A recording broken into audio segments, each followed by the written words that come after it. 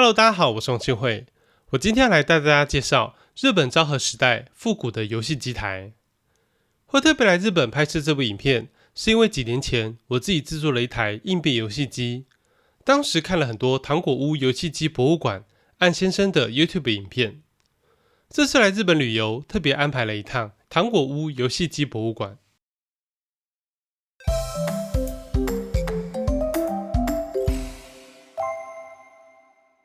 到了这边，终于可以玩到新干线本尊了。这款游戏玩法是将10元硬币投入，利用左右弹簧的弹力，将硬币推送到终点。这也是我第一次真正游玩它。这弹簧的打击感很棒。我自己制作的弹簧是直线拉伸的，但原版机器内部其实是旋转的弹簧，因此打击的感觉好很多。我也很喜欢这个机台的背景图案，就好像通过新干线游玩日本的各处景点。当年这台游戏机正是为了庆祝新干线通车而设定这个主题，但毕竟这台机台年纪都比我大，有些弹簧的力道不太一致，因此增加了不少难度。这个游戏是双人合作的游戏，中间的灯号就是双方的得分。左右两边的分数都要打到大奖才算成功。这个游戏是透过投进去的硬币来游玩，而硬币本身就是游戏的主角，这也是我认为这类游戏最有趣的地方。这个游戏要通过手套的移动去接住投进去的硬币，硬币掉落的速度非常快，手套又很小，其实难度很高。这个游戏要连续过3个关卡，通过弹珠，最终要打到赏的洞里面。类似这样的游戏机种类也非常多，都是透过旋转的弹簧来打击钢珠或是硬币。机器内部的感测器、灯光等细节都充满了年代感，可以感受到馆长花了很多时间在维修保养。这个鳄鱼的游戏也很特别，通过鳄鱼的嘴巴来去接钢珠，旋转这个可以上下调整鳄鱼的角度，你要持续将钢珠送到下一层。前面2-3个算是教学关卡，真正困难的是这一层，它的板子有陷阱，会移动。鳄鱼需要移动到很精准的位置，我始终过不了这个地方。这个滚球的游戏也很有趣，中间有很多凸起的障碍物跟陷阱。由于机台左右的宽度有限，所以它制作了2层的结构，增加游戏的长度与趣味性。这个操控方法很不直觉，但却很像在控制飞机旋转受到气流干扰一样，因此很贴合飞机的主题。你会发现这些游戏机台几乎都是直立式摆放的，这是因为当初这种10元游戏机都是放在糖果店的外面，因此机身相对较薄，几乎都是直立式的摆放。像这种开车类型的游戏，其实在台湾也有，但是这么垂直的机台应该没看过吧？道路中间埋有铁片，来感测车子有没有开在路中间。早期这类游戏机的细节都做得很好，这些场景都是手工绘制的。很可惜机器的 LED 灯有些故障。这个游戏机的难度很高，要非常准确的将硬币滚动到旋转的4根杆子上才能够中奖。这台爬山的游戏机台我小时候曾经在台湾见过，但是这也是我第一次游玩。透过旋转把手，山坡就会上下移动，以此来抬升金属球，目标是让金属球爬到山顶，可以感受到金属球的重量感十足。这台复古的夹娃娃机造型非常特殊，中间的红色灯泡让我想到2001太空漫游。单轴旋转的移动方式降低了机构的设计难度，整体的造型很有复古的科幻感。这个是要不断拍打按钮来打击外星人的游戏。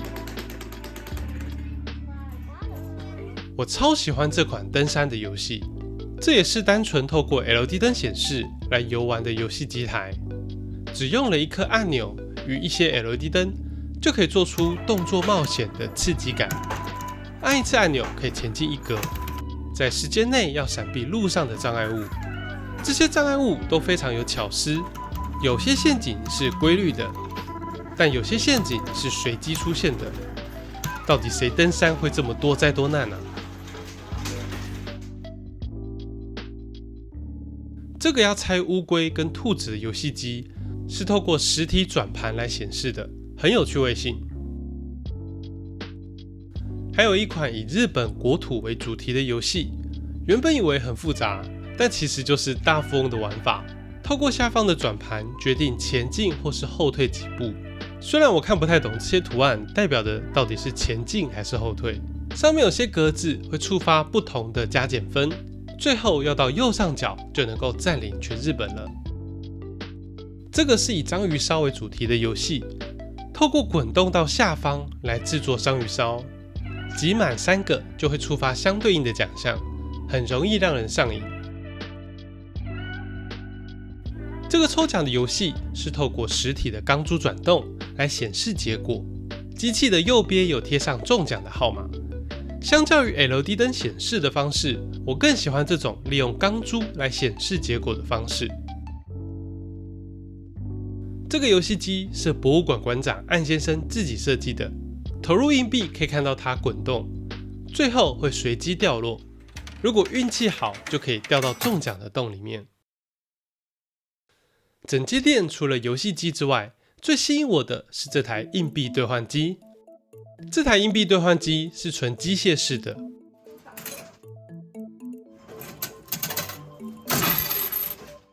投入硬币之后，右边的机关可以依据硬币的大小、厚度、材质来分辨你投入的是不是100块硬币。接下来就可以旋转类似扭蛋机的旋钮，将后方5列的10元硬币推出来。机器的设计完全透过机械运作，不需要插电。而且馆长还说，现代插电的硬币兑换机有时候还会发生故障，而这台纯机械原理的机器从来都没有故障过。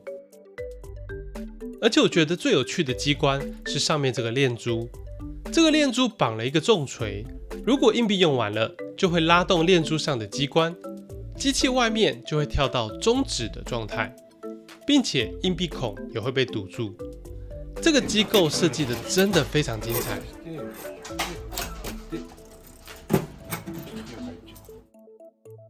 如果你在游玩过程中，这些游戏机中奖的奖牌都可以跟馆长兑换零食，很多零食也是日本复古的零食。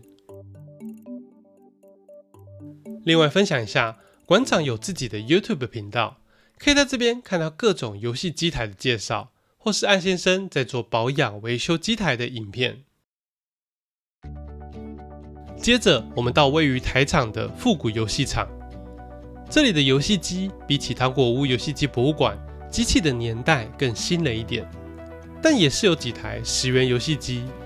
像这个旋转的轨道有非常多层，钢珠滚起来的声音很舒压。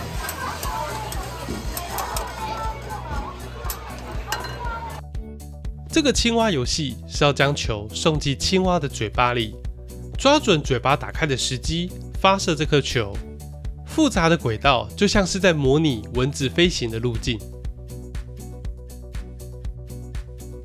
这个滚球游戏也很有趣，透过旋转来平衡球的路径，和小丑滚球的主题相当契合。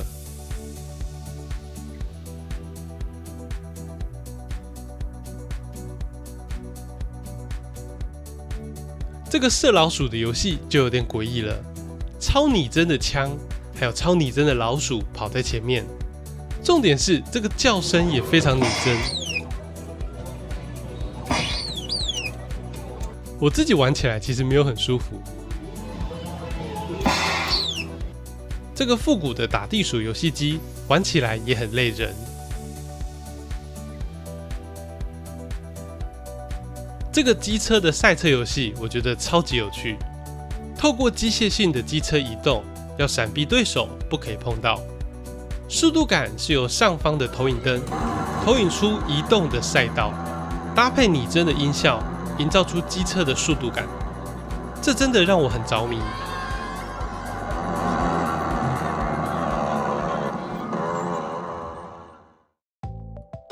另外，这里有很多透过弹簧打击的游戏，像是踢足球或是打高尔夫球，直接将奖品打进洞里，就可以得到那颗扭蛋。这个棒球的游戏也很有趣，但是难度超级高。我好不容易打进去了，结果却弹出来。有可能是年代久远了，吹气量感觉不太够，所以球的位置都偏低。然后打击者的表情很难以言喻。这个投篮游戏把球送到手上的机制很有趣，但这个游戏的难度超级高，我没有一球投进。我想这个机台可能需要做些调整。这个不知道是不是假面骑士的足球游戏，敌人的动作其实很有趣。单纯靠旋转角度的机构就可以做出很多的变化。还有这个棒球的游戏，打击到不同的位置会有不同的分数。这个旋转赛车的游戏也很有趣，这颗球就是奖品本身，因为操控没有很直觉，所以难度会比想象中还要高。这里还有很罕见的大型机器，用摇杆来控制底部的磁铁，来控制机车的移动，操作起来很有趣。不过另外一边的控制器出了一点问题，有点可惜。这个投篮游戏，我小时候玩过类似的小玩具，按下指定的号码，洞里面的电磁铁就会把球打出来。篮筐的感测器是一个微控开关的铁丝，所以要比的是看谁按得快。但运气成分也很重要，因为电磁铁摆放的角度有些不同，每个洞的命中几率其实都不太一样。这台保龄球机器是整个游戏场我最喜欢的机器，机器非常的精致，计分面板也很复杂。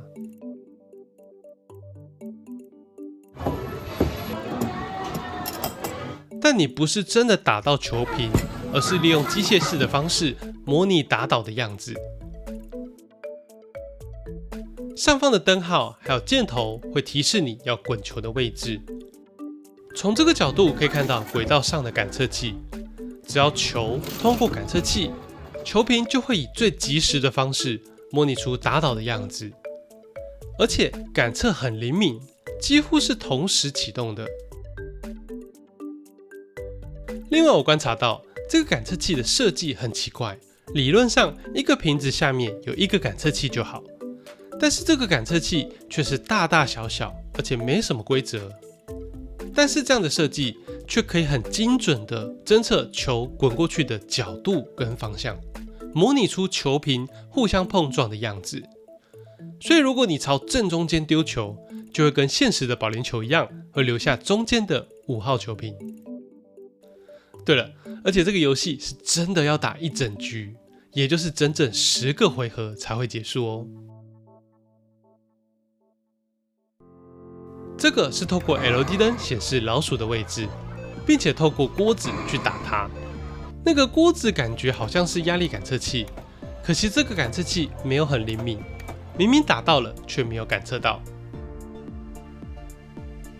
这个游戏台湾有类似的机型，看准时机压下按钮，让球掉到下面的分数。这个喂小猪的游戏也很有趣，上面有3个洞，可以伸手进去拿球，但是这难度其实超级高，在上面很难抓得到球，而在下面虽然很好抓球，但是却很难丢进洞口。后来发现，其实这应该是合作的游戏，小朋友在下面拿球，我在上面投球。这个猴子的游戏要把球丢到中间，理论上猴子会一个传一个，传到最上面得分。但不知道是不是机器有点状况，明明丢进去篮子了，但是却没有办法传上去。这个金刚的游戏要猜完整的苹果在哪里。小金刚的手会动，大金刚的眼睛也会转动，这些细节真的做得非常棒。但是这个游戏其实不是随机的，按下按钮之后，苹果才会翻面，所以通常你是没有办法猜中苹果的位置。这个游戏是要猜羊妈妈还是大野狼，游戏玩法也很简单，但是游戏的精华是前面的说故事，会有一个一直旋转的主持人，讲一些我听不懂的日文，但是靠着这些机构演出的故事非常生动，讲完故事就要猜门后面的人是谁。下半身是羊妈妈，上半身却是大野狼的样子，其实还蛮惊悚的。再来这个假面骑士的游戏也很有趣，透过下方的转盘来决定谁要攻击，还有他攻击的倍率。LED 灯搭配声音的演出，其实让这个战斗非常热血。我很佩服这些设计游戏的工程师，单纯靠 LED 灯就可以演出这种动作游戏的感觉。再来，这台机器是掉瓶子的街机版本，投入硬币之后才可以控制，要想办法将瓶子立起来。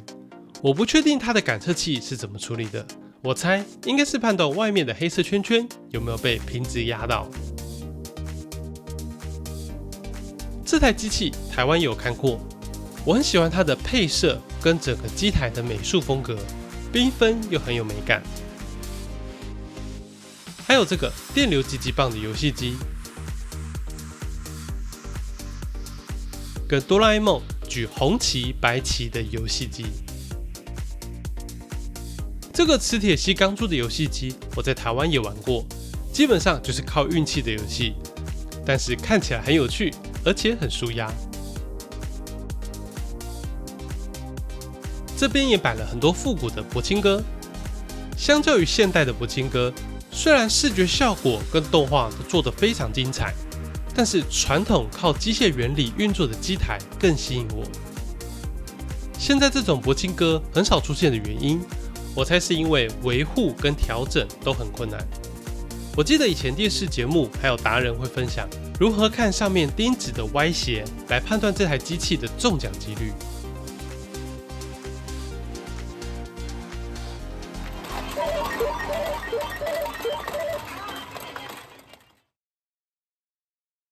我在糖果店游戏机博物馆时，博物馆的馆长很好奇，问我为什么喜欢昭和时代的游戏机。毕竟这些游戏机台都比我老，而且我还是台湾人。我会喜欢这些游戏机的原因，是因为当年技术有限，大多机器都只能靠机械原理或是灯泡来设计游戏机台，因此每种游戏机的玩法跟创意都非常独特。相较之下，现代的游戏机台大多是以萤幕呈现，虽然声光效果会更为华丽，但是游戏却千篇一律，玩起来非常类似。机械原理与游戏的独特性，正是我喜欢昭和时代游戏机的最大原因。馆长也问我最喜欢哪一台机器，我回答是新干线，因为这个机台游玩过程中，玩家所控制的角色就是自己投入的那一枚硬币，而不是将硬币换成钢珠。当你从口袋里拿出硬币，并祈祷它带来好运，努力地将它送入中奖的洞口，这就是这类游戏机台最吸引人的地方。相比现代游戏机台的机器，这类游戏机以10元一次的价格，我猜应该很难回收维护保养以及店面营运的成本。如果不是出自于对这些机器的热爱，根本没有办法支撑这间游戏机博物馆的运作。真的很感谢馆长的努力跟付出，才能保存这些珍贵的回忆跟文化。如果大家有机会到东京旅游，别忘了到糖果屋游戏机博物馆亲自体验看看哦。最后，感谢大家看完这部影片。如果你喜欢我的影片，记得订阅我的频道哦。拜拜。